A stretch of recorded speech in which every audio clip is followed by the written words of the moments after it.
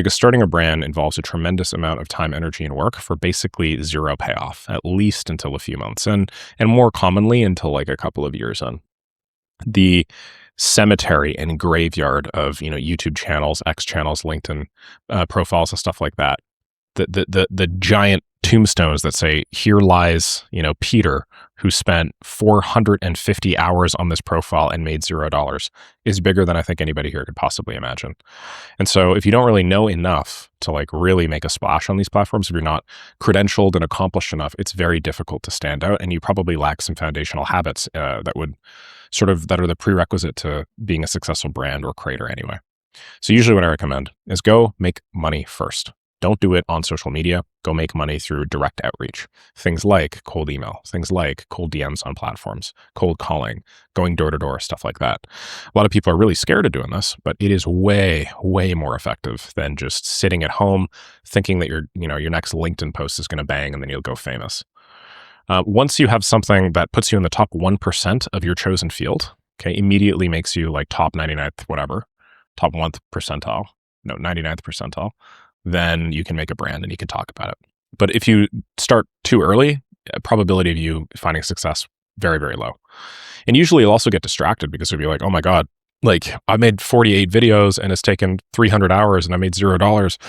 Like, I'm really stressed. This isn't super working out. Like, and then you start looking for short-term revenue opportunities in exchange for these long-term ones, like really shitty monetization, which I think you've seen a bunch of small YouTube channels and creators do.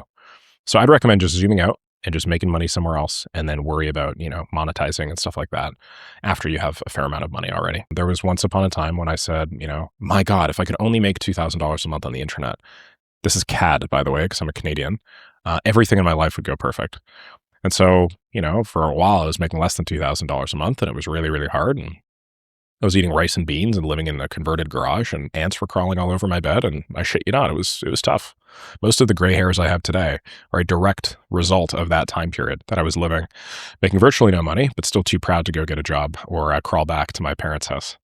So yeah, I mean, like $2,000 a month seems like a lot when you're in that position.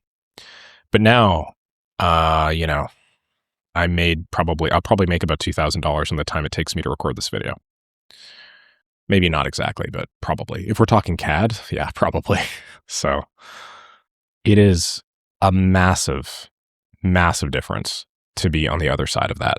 And then to see how small-minded I was back then. The reality is there was money literally everywhere, if only I had the eyes to see it.